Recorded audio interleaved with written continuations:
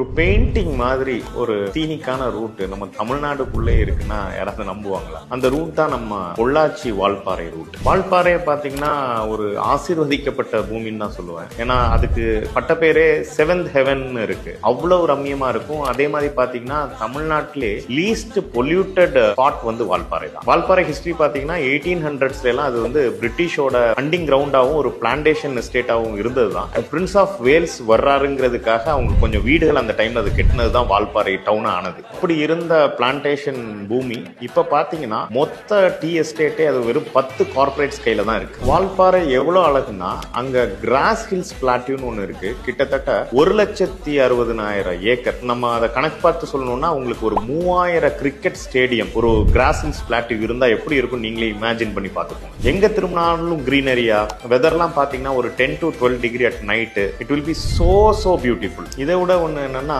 அங்க ட்ரவுட் ஃபிஷ்னு ஒண்ணு இருக்கு. அதாவது நன்னீர் மீன் சொல்லுவாங்க. அது வந்து உலகத்திலே ரெண்டே இடத்துல தான் இருக்கு. ஒன்னு வந்து அவுலாஞ்சி நில்கிரிஸ்லயும், இன்னொன்னு கிராஸ் ஹில்ஸ் வால்பாறையிலும். அது அவ்வளவு நல்ல தண்ணியா இருந்தாதான் அந்த மீனே வரும். அப்படிப்பட்ட மீன் வந்து அங்க வால்பாறையில கிடைக்கும்.